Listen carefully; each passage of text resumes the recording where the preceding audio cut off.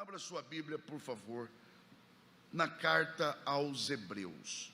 Quando você encontrar a carta aos Hebreus, localize aí, por favor, o capítulo de número 11. Alguém aqui ainda tem forças para dar glória a Deus? Alguém aqui ainda tem pelo menos um motivo para dizer aleluia? Aleluia. Que bom. Hebreus capítulo 11.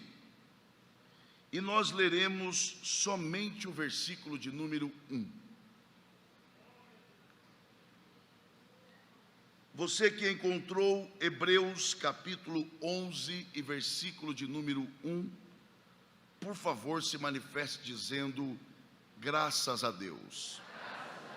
A palavra do Senhor diz assim: ora, a fé é o firme fundamento das coisas que se esperam e a prova das coisas que se não veem. É um versículo só, é curto, é poderoso. Vamos ler juntos de forma bem pausada para nós fixarmos em nossos corações. Vamos lá, eu conto até 3. 1, 2, 3. Ora, a fé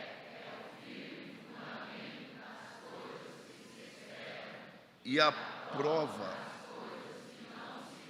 E os que podem, digam amém. Muito obrigado, e que Deus, por graça, mais uma vez, abençoe a exposição de sua palavra. Esse é um texto extremamente conhecido de todos nós, e eu arrisco dizer de todos nós. Eu diria que esse é um texto clássico da Bíblia. É um daqueles textos mais amados, apreciados, lidos e também pregados pelos pregadores. De maneira que eu abro aqui a minha participação reconhecendo que, em certo nível, nós estamos familiarizados, eu diria mais, até acostumados com esse texto. Isso é tão verdade que quando eu mencionei que nós leríamos o capítulo 11 de Hebreus, é bem provável que boa parte de vocês já assimilou que nós leríamos alguma coisa relacionada à fé, o que prova que nós estamos acostumados com esse texto. Porém, se nós queremos, meus irmãos, de verdade, pelo menos aqui tentar entender primeiro por que esse texto está aqui escrito desta forma. Por quê? Em segundo lugar, para que o Espírito de Deus inspirou o escritor desta carta a escrever e a dar uma definição, a conceituar, a dizer o que é a fé. Então, por que está aqui e para que esse texto está aqui disposto desta forma? Para tentarmos entender isto e darmos uma resposta a essas perguntas, é preciso trilharmos pelo caminho correto da interpretação desse texto. E o primeiro passo nesta direção não é olharmos para o texto. Aliás, esta é uma tendência que nós temos, que precisamos ter cuidado. Geralmente nós lemos um texto e nos apegamos apenas àquilo que lemos. É preciso que nós nos dediquemos ao ponto de olharmos para além do texto, para olharmos além daquilo que está escrito. Quando eu estou dizendo isso, eu estou propondo de nós pensarmos sobre o que está por detrás desta carta. Porque você não consegue entender uma carta lendo apenas uma parte dela. Imagine que você recebe uma carta de alguém, ou um e-mail, ou uma mensagem, e você extraia uma parte dela sem considerar a outra parte. Isso é impossível. Eu diria, inclusive, isso é até perigoso, porque você pode descontextualizar a mensagem e interpretá-la de forma equivocada e coisas ruins acontecerem. Por isso, antes de nós olharmos para o que é a fé, é preciso olharmos para a carta como um todo. Quando você recebe uma carta, uma das primeiras coisas que você busca saber é quem me escreveu esta carta. Quem é que está escrevendo para mim? Sobre o que essa pessoa está escrevendo? Qual é a mensagem central? E a quem essa carta foi escrita? Portanto, é preciso que nós, rapidamente, eu prometo, nos lembremos sobre esses pontos a respeito da carta aos Hebreus. Em primeiro lugar, a carta aos Hebreus não se sabe ao certo quem a escreveu. Há quem diga que foi Apolo, há quem diga que foi Paulo, pela forma de escrever. Há quem diga, inclusive, que tenha sido um dos discípulos de Paulo. Aliás, há quem diga que tenha sido uma mulher, razão pela qual o seu nome não aparece na carta. O fato é que não se pode bater o martelo quanto ao autor desta carta. Não se sabe mesmo. Mas se por um lado nós não sabemos quem escreveu, nós podemos afirmar a quem esta carta foi enviada. Esta carta, ela foi escrita e destinada a um povo específico de hebreus, que havia se convertido ao Evangelho. E em virtude da conversão desse povo, esses irmãos, eles foram perseguidos, eles estavam em perseguição, e em virtude desta perseguição, eles foram dispersos, eles tiveram que fugir, e nesta dispersão, esses nossos irmãos padeciam necessidades, estavam em privações, tinham falta das coisas mais básicas da vida. Na verdade, para resumir, esses irmãos estavam em terrível aflição. Então eu quero que você imagine esta carta chegando a esses irmãos, irmãos aflitos, irmãos que estão sendo perseguidos injustamente, não porque eram maus, simplesmente porque eram crentes. É a esses irmãos que esta carta é enviada. E lembre-se, esses irmãos haviam chegado ou se convertido do judaísmo para o cristianismo. Daí a razão pela qual o escritor, que uma coisa a gente pode afirmar, ele tinha uma capacidade brilhante de interpretar o Antigo Testamento e aplicá-lo de uma forma extraordinária à realidade atual. Daí a razão pela qual o escritor, além de confortar esses irmãos que estavam em aflição, ele escreve também com o objetivo de adverti-los, dizendo: cuidado, porque vocês estão sendo tentados diante desta provação, da privação temporária relacionada às coisas desta vida, a voltarem às práticas antigas. E aí como é que ele faz isso? Ele não faz apenas dizendo: olha, é errado isso, é certo aquilo. Não, isso aqui é legalismo. Ele faz de outra forma. Como ele faz? Ele começa a traçar um comparativo entre a antiga aliança e a nova aliança.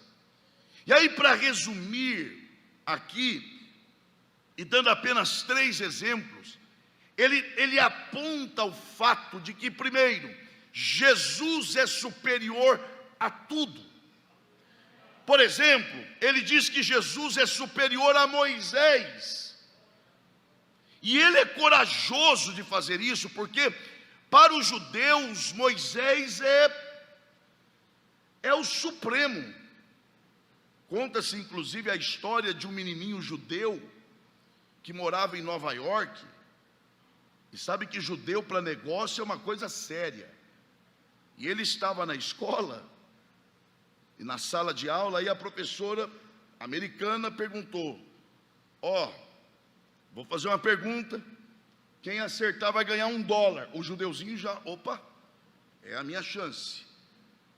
Ela pergunta: qual foi o maior homem da história? O judeuzinho rápido levantou a mão: eu sei. Aí ela imaginou, ele vai, ela já imaginou algo, judeu, já sei. Aí ele surpreendeu a professora dizendo: Jesus Cristo.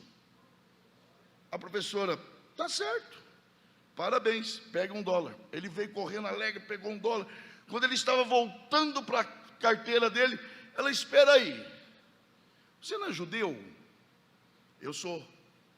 E para vocês o maior homem da história não é Moisés? Sim. Então por que você falou que é Jesus? Professora, porque negócio é negócio, né, professora? Ou seja, eu estou tentando dizer aqui que para o judeu, Jesus não é maior do que Moisés. Aliás, dizer isso para eles é uma afronta. Porém, o escritor, ele assume o risco e afirma isso dizendo: Jesus é maior e superior a Moisés. E não só isso, ele é também superior aos anjos. E aí, para encerrar essa parte, uma parte que eu acho extraordinária é quando ele compara Jesus a Josué. E ele diz assim: olha, Josué teve a sua importância, mas Jesus é maior do que ele. Quer ver por quê? Porque Josué foi capaz de introduzir os vossos pais no descanso, mas não foi capaz de introduzir o descanso no coração dos seus pais. Porque uma coisa é introduzir o povo no descanso, outra coisa é introduzir o descanso no povo. Porque embora Israel tenha entrado na terra, eles nunca tiveram paz, porque tiveram angústias e tiveram que guerrear sempre. E aí ele diz: mas Jesus é diferente. Jesus não só nos prometeu nos introduzir no descanso eterno, mas como agora já, ele introduz o descanso no nosso coração. E mesmo em meio às maiores adversidades, o crente ele pode descansar o coração em Deus. Então,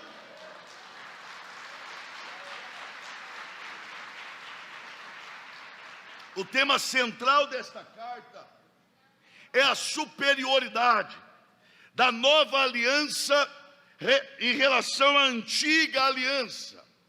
Dito isto, quando ele chega no capítulo 11, para nós avançarmos aqui um pouco, quando ele chega no capítulo 11 desta carta, ele vai se remeter à história. Porque o que é o capítulo 11 de Hebreus, senão aquilo que nós chamamos de a galeria dos heróis da fé. Você pode dizer bem forte, para demonstrar o seu ânimo com o Fest Vida Nova, diga bem forte assim: heróis da fé. A questão agora é: heróis de qual fé? Porque quando você fala sobre fé, é uma coisa aberta. Eu tenho a minha, você tem a sua, não é assim que o povo fala por aí? Não, eu tenho a minha fé, eu também tenho a minha. E aí ele vem e apresenta aquilo que é chamado de a galeria dos heróis da fé. A questão é: de qual fé? Qual é esta fé? Para nós identificarmos qual é esta fé, é preciso então uma definição para a fé. O que é fé? Não é assim que se começa uma disciplina ou um livro sobre um determinado assunto? Eu vou discorrer sobre isso. Então o que é isso? Então, se nós estamos falando sobre a galeria dos heróis da fé, homens que ele descreve, dos quais o mundo não era digno. Você tem noção do que é isso? Homens dos quais o mundo não era digno. Que homens são esses? Homens que viveram pela fé. Que fé! Que fé é esta? E o que é esta fé? Aí o escritor responde. Eu pergunto e ele responde: o que é fé? Aí ele responde dizendo: ora, a fé é o, primeiro, firme fundamento preste atenção, das coisas, aqui está o detalhe, que se esperam. É só isso? Não. E ela é a prova, a garantia, a certeza das coisas que se não veem.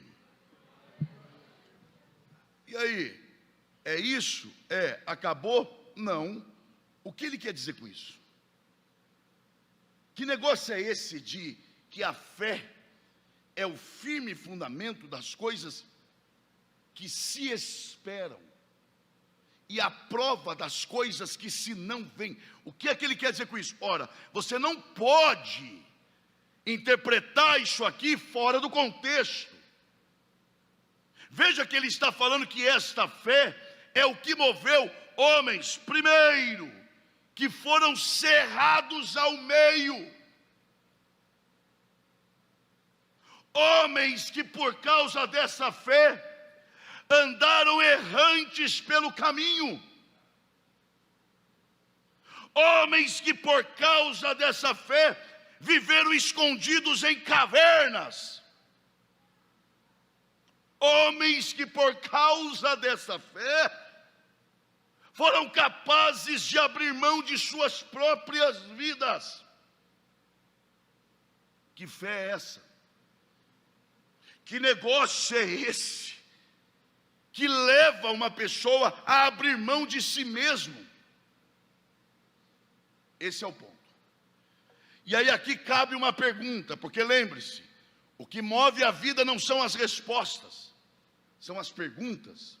Se você quer uma boa resposta, elabore uma boa pergunta. E a próxima pergunta aqui é, preste atenção nisso: em que tempo a fé opera o seu poder? Eu repito a pergunta: em que tempo a fé opera o seu poder? Tem que olhar para o texto. E aí nós vamos ler até a gente entender. Ora,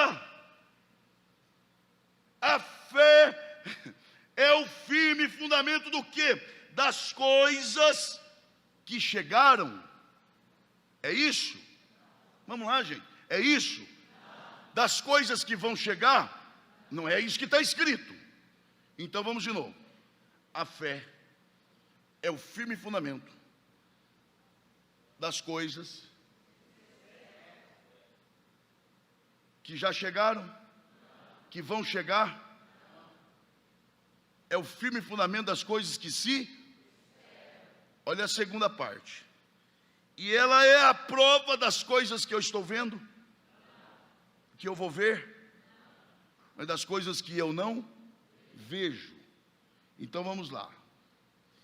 Se eu fosse você, eu não perderia isso aqui não. Em que tempo a fé opera o seu poder? Depois que acontece o que eu quero, durante o processo do que acontece do que eu quero, ou antes que aconteça o que eu quero? Antes. Então a fé, ela não opera para fazer acontecer. Se eu fosse você, eu atentaria para isso, para você não me interpretar mal. A fé opera exatamente quando aquilo que eu quero que aconteça ainda não aconteceu. A fé, ela não é para fazer algo acontecer. A fé é algo para me dar condições de me comportar quando o que eu quero que aconteça ainda não aconteceu. Pastor, como assim? Vamos tentar entender isso aqui juntos. Na verdade, esta fé, esta daqui, esta fé, ela é mais fidelidade do que qualquer outra coisa. Então diga assim, a fé, mais forte, diga a fé, ela é também fidelidade. Eu vou te dar um exemplo prático e bíblico. Jó capítulo 6, versículo 10. Jó explica por que ele pede a morte. Tem gente que ainda imita Jó. Está passando uma lutinha lá, ele fala assim como Jó. Me leva, Senhor. Me prepara e me leva. Como se Jó tivesse pedido a morte porque estava sofrendo. Não é por isso. Jó capítulo 6, versículo 10 deixa claro qual é o motivo pelo qual ele pede a morte. Não é porque ele está sofrendo. Jó, como ser humano, ele antevê que o seu sofrimento é tão agudo que ele percebe que se continuasse sofrendo naquela toada, ele negaria ao Senhor. Então ele se antecipa e ele diz ao Senhor: ó Deus, eu prefiro que o Senhor me mate do que eu negar o teu nome. Ou seja, ele diz: eu prefiro morrer, eu prefiro perder a minha vida do que te desonrar. O que é isso? Isto é fé. Ou seja, a fé. E aí eu preciso que você participe para nós entendermos esse negócio. Diga bem forte para ser uma vez só, por favor. Diga assim: a fé não é a certeza de que tudo vai dar certo. Diga: a fé é o que me dá condições de continuar acreditando que Deus é Senhor, mesmo quando tudo está errado. Isso é fé. Quando tudo está fora do lugar, a fé me ajuda a dizer: Ele ainda é Deus. Quando nada do que eu quero acontece, a fé me ajuda a dizer: Ele ainda é Deus e eu o adorarei para sempre. Se você crê nessa palavra, aplauda o Senhor, dando o melhor glória a Deus que você pode. Querem ver que isso é verdade? O apóstolo Paulo, ele trabalha essa questão da fé. Por exemplo, quando Paulo, ele aborda sobre as armas espirituais, as armas que devemos usar em nossa batalha, que não é carnal, mas é espiritual. E aí ele fala de várias armas. E aí eu peço que você imagine: de que adianta ter a arma certa se não souber usá-la? É só você pensar. Imagine uma faca de cozinha bem afiada nas mãos de uma boa cozinheira, 10h30, 11 horas da manhã de um domingo como esse. É a certeza de que alguma coisa boa vai acontecer. Agora imagine essa mesma faca na mesma casa, mas nas mãos de uma criança de 2 anos. É a certeza de uma tragédia, mas é a mesma faca. A grande diferença é que uma pessoa sabe usar e a outra não sabe. De que adianta termos armas à nossa disposição se não soubermos usá-la? E aí Paulo escreve aos Efésios ensinando sobre essas armas e como devemos usá-las. E aí ele fala, por exemplo, sobre a couraça da justiça, a sandália da preparação do evangelho, o capacete da salvação. E aí ele chega num ponto que ele fala de outras 2 armas poderosas, vitais nessa batalha. E ele fala sobre a palavra, que ele chama de a espada do Espírito. E aí ele fala da fé. E ele chama a fé de quê? Escudo da fé. Então vai lá. Nós temos tempo para estudarmos a palavra nessa manhã. Então vai lá. Quando ele fala da palavra, ele chama a palavra de quê? Diga por favor, espada. Mas quando ele fala da fé, ele chama a fé de quê? Escudo. Então a espada é o quê? Palavra. E o escudo é o quê? Tá. Espada é instrumento de ataque ou defesa?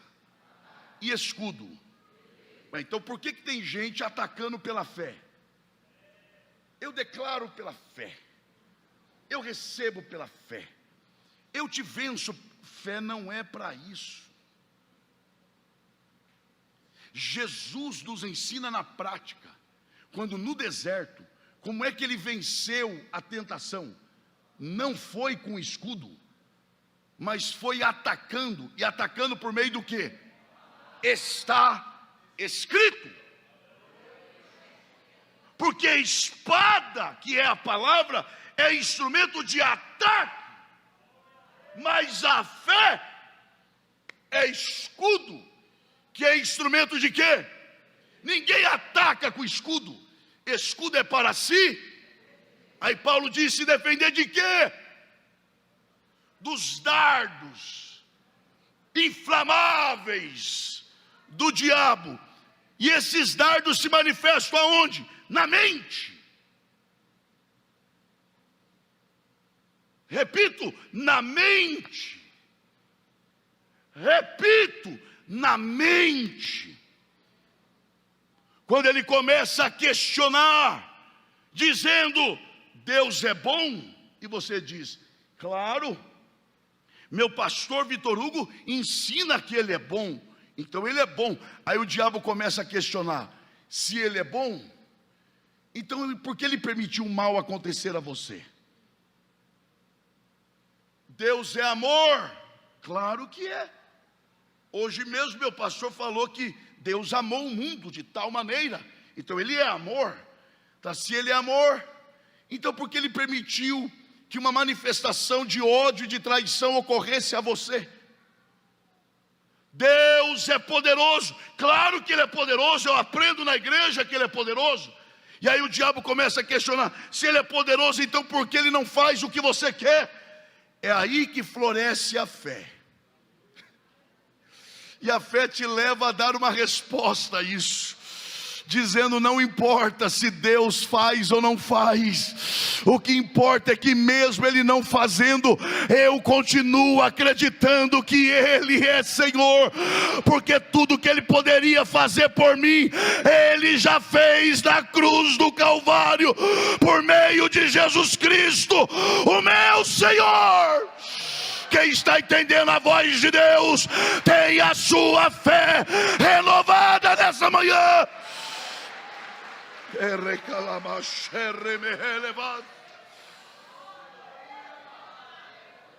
A fé floresce nesse ambiente. A fé te dá condições de vencer a esse sistema que questiona Deus, que é inimigo de Deus. Não é isso que João, na sua carta, escreve, dizendo: e esta, eu amo esse texto, e esta é a vitória que vence o mundo.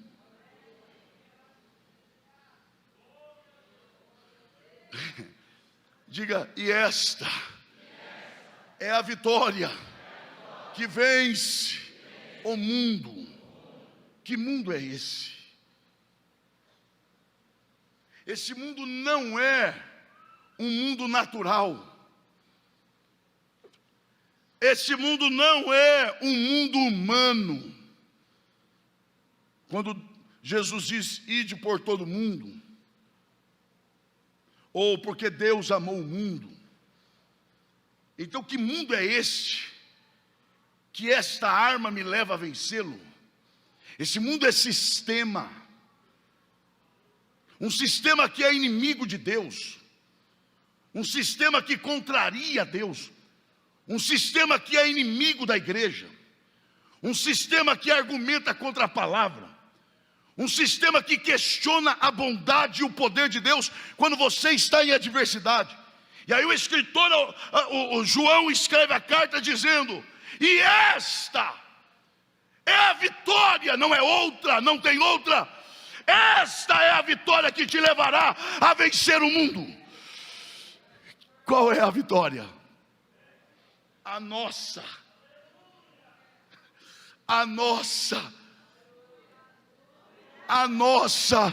fé. Onde está a mão que você levanta para adorar ao Senhor? Eu vou pedir que você, com respeito, é claro, mas com fervor e verdade, toque o ombro da pessoa que está perto de você, se você se sente à vontade para isso, e diga para essa pessoa: esta é a única arma capaz de te levar a vencer esse sistema que se opõe a Deus, que questiona a bondade de Deus.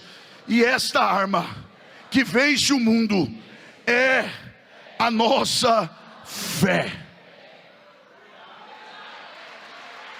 A nossa fé. E vejam, aí, gente, pastor Vitor Hugo me conhece, parte da igreja aqui, acredito que vagamente se lembre, e eu vou dizer isso aqui. Eu sei que o que eu vou dizer pode soar como exclusivismo, ou pode soar como politicamente incorreto. Não há problema, mas deixa eu lhe dizer, observe que João diz que esta não é estas, é esta, é uma só. Não são as vitórias, é a vitória que vence o mundo. Ele não diz a fé, ele diz a nossa fé.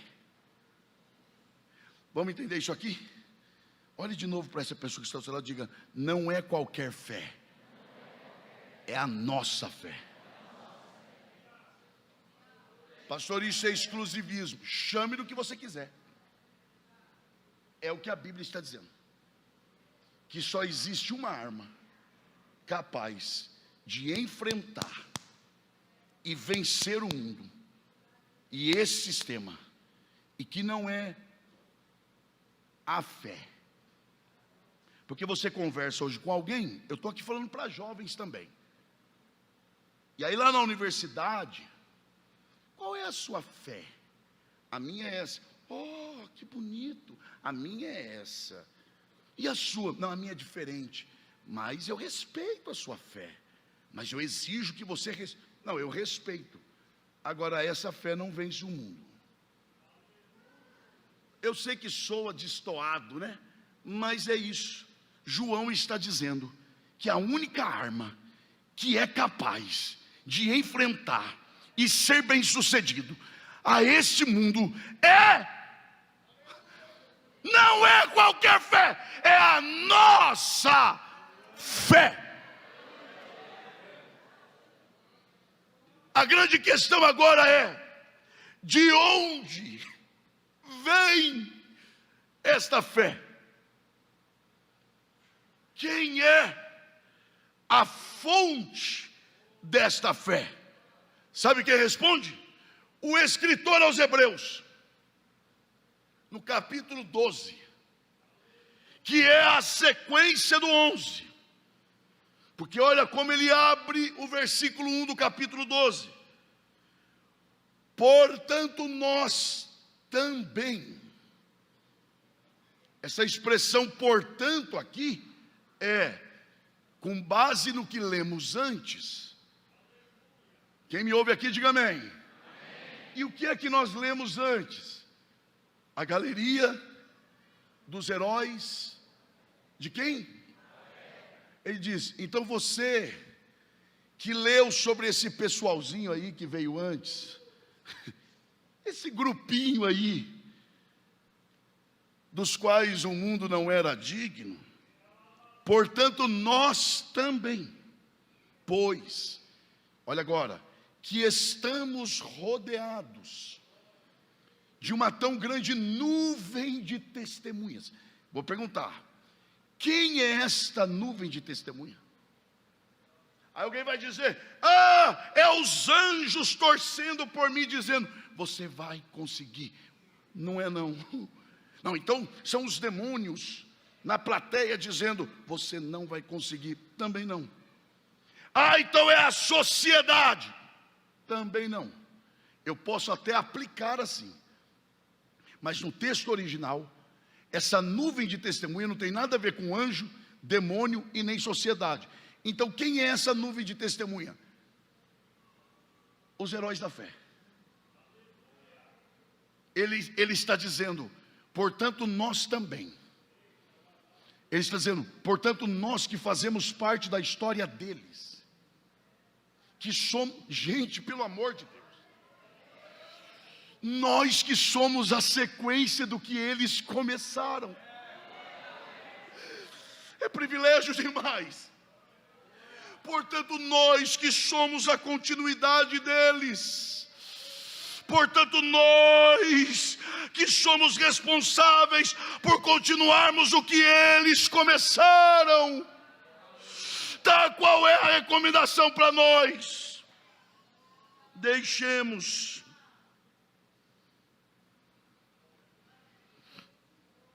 duas coisas: todo o embaraço e o pecado, porque ninguém começa pecando, começa se embaraçando. Mas você crê que Deus está falando aqui? Eu vou perguntar de novo, você crê que Deus está falando aqui? Antes que se torne pecado, Deus vai cortar o embaraço de vidas aqui. Antes que o diabo derrube alguém, Deus vai chegar antes, por misericórdia, vai intervir na sua vida e te dar um grande livramento. Quem recebe a palavra, adore a esse Deus.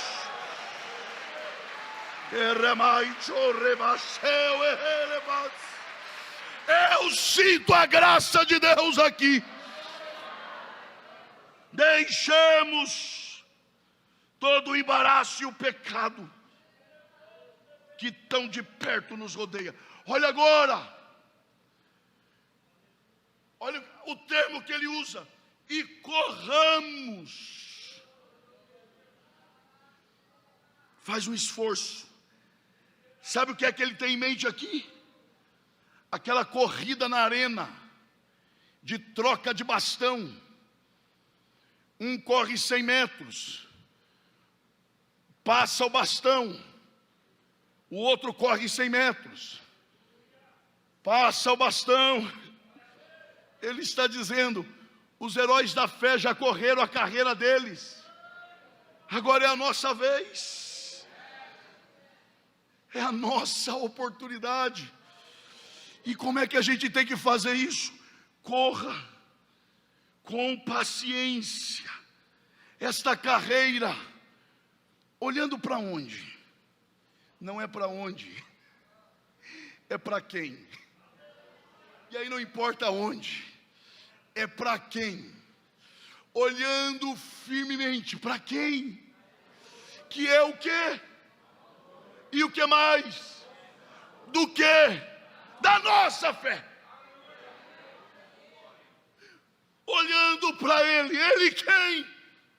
Jesus. E quem Ele é? Ele é, eu amo isso aqui demais, Ele é o autor. O que é ser autor? O que é ser autor, senão aquele que cria, aquele que gera, e quem gera é responsável por aquilo.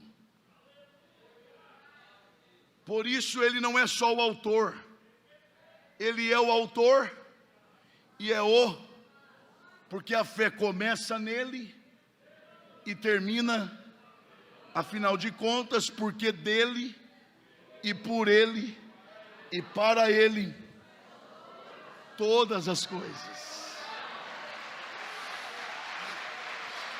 Ou seja, se são todas as coisas, inclui-se a fé, que começa nele, que é o seu autor, está nele, que é o seu fundamento, e termina nele, que é o seu objetivo.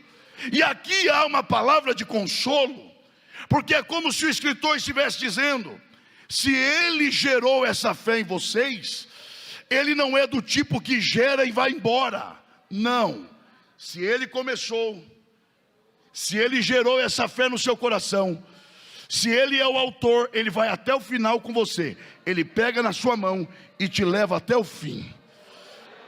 Eu comecei e eu vou terminar.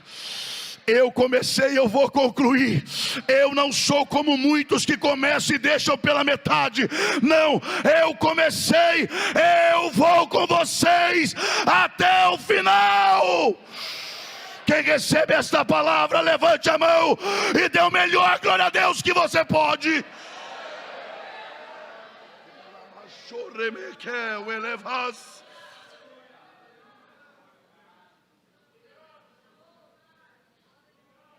Você se sente à vontade para ser uma bênção mais uma vez para alguém que está perto de você? Quem se sente à vontade, diga amém. Então diga para essa pessoa: Jesus não é do tipo que gera fé e te deixa andando sozinho. Ele gera, te pega pela mão e te leva até o final, porque ele é o autor e ele é o consumador da fé.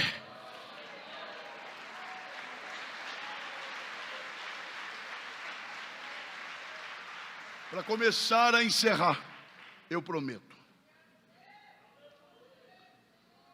se ele é o autor e o consumador, então a última palavra sobre o que é fé não pode ser de Paulo. Paulo pode até dar uma opinião, nem tampouco do escritor aos Hebreus. A última palavra tem que ser do dono da fé, porque a fé é dele. Ele gerou e plantou em nós. E qual é a definição de fé para Jesus? Ele diz assim: se vocês tiverem fé, não é do tamanho. Jesus não diz do tamanho, ele diz: se tiverdes fé, como um grão de mostarda, vocês vão dizer para esse monte: saia daqui, vá para lá, e eles te obedecerão. Mas Jesus não falou se tiverdes fé do tamanho. Até porque, se ele dissesse, se tiverdes fé do tamanho, ele estaria caindo em contradição com ele mesmo. Porque não foram poucas as vezes que Jesus repreendeu os discípulos por eles terem pouca fé. Homens de pouca fé, homens de pequena fé, até quando vocês serão vagarosos? Aí agora Jesus diria: se tiverdes fé do tamanho de um grão de mostarda, está tudo certo? Os discípulos olhariam para ele e perguntariam: afinal de contas, é para ter muita ou é para ter pouca? Mas Jesus não disse se tiverdes fé do tamanho. Jesus disse: se tiverdes fé, como? Tamanho é uma coisa, como é outra coisa. Tamanho é quantidade, como é qualidade. É verdade, o grão de mostarda é minúsculo, quase não se vê. Por outro lado, ele é inquebrável. Você pega o grão de mostarda, joga no chão, não quebra. Estando no chão, pisa nele, não quebra. Com raiva por ele não ter quebrado, acende o fogo e joga dentro do fogo, apaga o fogo, vai ter mais raiva. Lá está ele firme e forte. Quero ver se plantando dá. Planta numa boa terra, depois de ter sido jogado, pisado e queimado, ele ainda gera frutos. Jesus falou então: se a fé de vocês for semelhante a um grão de mostarda, que vence os solavancos da vida, os pisões da vida, e mesmo depois de ter sofrido tantos ataques, vocês ainda forem capazes de produzir frutos para a minha glória, peçam o que vocês quiserem e vos será feito. Esta é a fé que vence o mundo, a fé que resiste à adversidade. O Senhor está ministrando ao meu espírito. Há pessoas aqui no limite da angústia, no limite da adversidade, mas Deus te trouxe aqui para te dizer: eu renovo a tua fé, eu renovo a tua fé.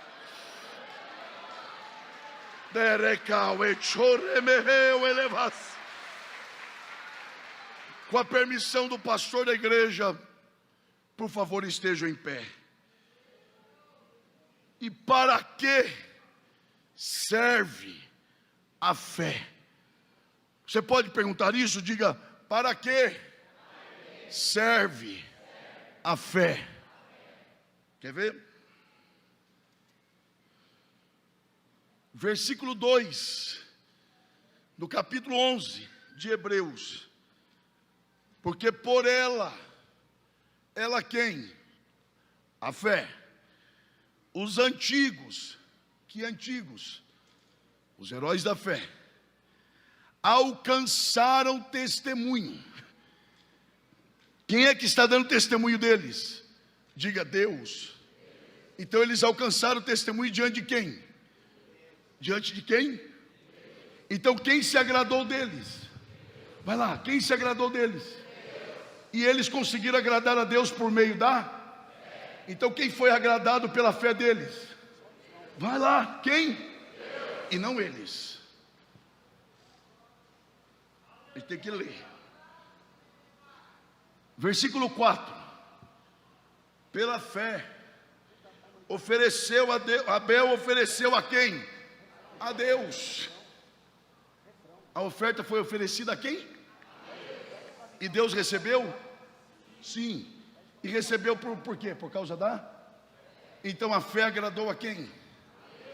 Para encerrar, versículo 6. Ora, fechei a Bíblia. Sem fé é impossível agradar a quem? Então a fé existe para agradar a quem? Então a fé não trabalha para mim. Eu repito, a fé não trabalha para mim. A fé não é um recurso meu. A fé é um recurso que Deus nos deu, pelo qual nós podemos materializar a vontade dEle na terra. Oh, glória a Deus! Pela fé, mesmo em meio às lutas, você consegue agradar a Deus, porque mesmo na hora da pressão, mesmo na hora que você quer espraguejar, quer gritar, quer reclamar, a fé fé floresce e te leva a dizer como Abacuque: pode faltar mantimento, a figueira pode secar, os frutos podem mentir, todavia eu me alegrarei no Senhor. Quem deseja esta fé de verdade, quem deseja esta fé, olhe para a pessoa que está perto de você e diga: não é qualquer fé, é a nossa fé. Diga: então, se é a nossa fé, eu vou orar por você, e você vai orar por mim agora, e Deus vai fortalecer a nossa fé agora. Comece a orar pelo teu irmão aí. Você consegue orar pelos outros? Ou quando ora só consegue pedir para si? Comece a orar. Peça para Deus renovar a fé do teu irmão. Você não tem noção do que ele possa estar passando. Você não tem noção do que ele possa estar enfrentando. E talvez são coisas que ele não possa nem te falar. Oh, glória a Deus. Mas a sua oração vai alcançar o trono de Deus. E pelo poder da palavra, a fé vai ser renovada, e o teu irmão vai ser sustentado em meio à provação. Oh, pelo poder da palavra, tenha a sua fé